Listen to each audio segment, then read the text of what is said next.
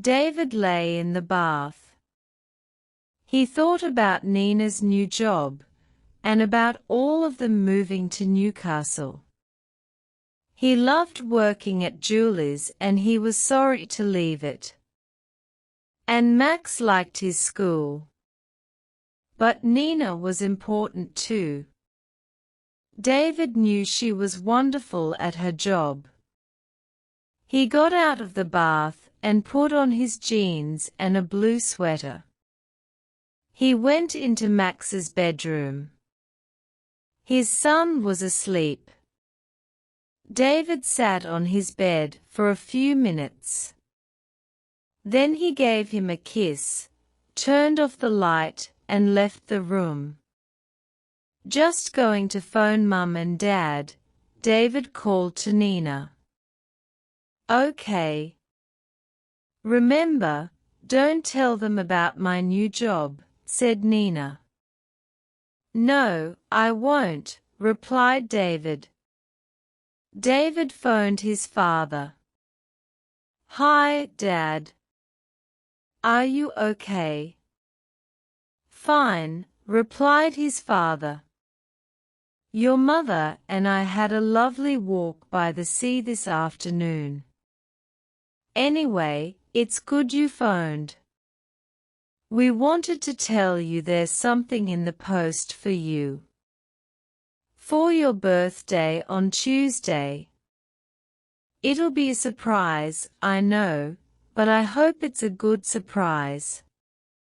"That sounds interesting," said David. "Are you going to tell me anything more about it?"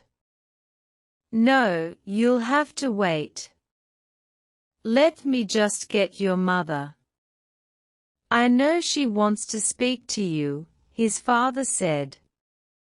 "Joan," his father shouted to his mother.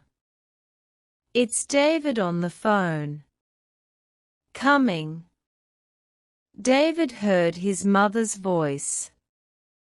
And then he heard her say in a quiet voice to his father, "Have you told him?" And the answer, "No." "Hello, David," said his mother. "Are we going to see you soon? Can you come down next weekend?" "Yes, on Sunday," said David. "We can't on Saturday, because I'm working, but Sunday will be fine." "Oh good," replied his mother happily. "We want to see our lovely grandson again.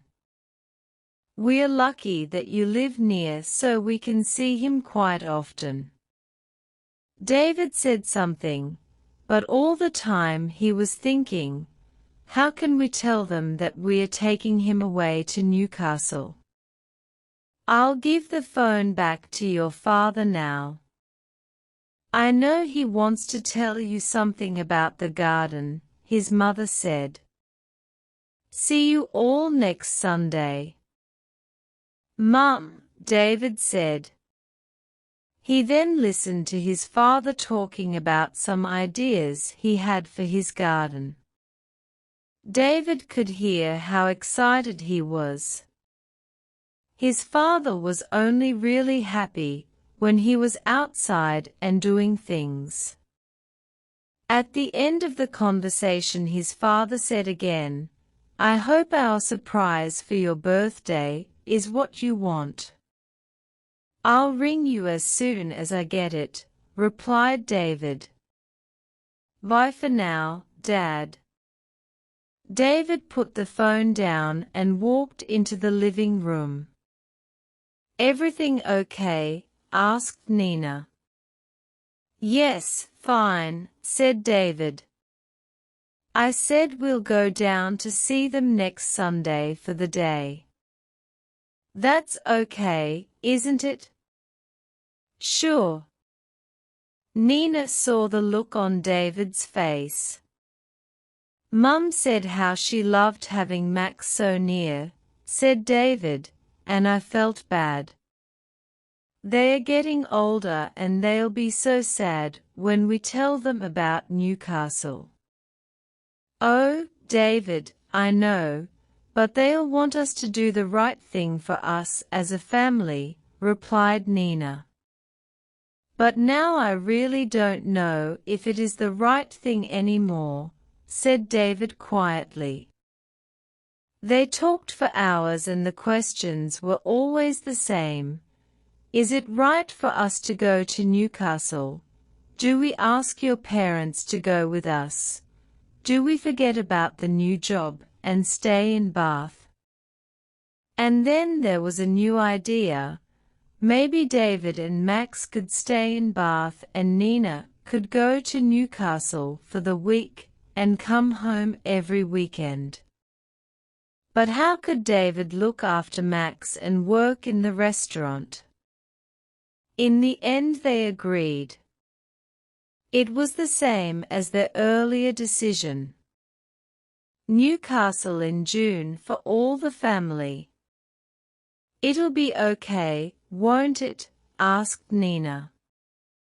I hope so, love, replied David. I really hope so.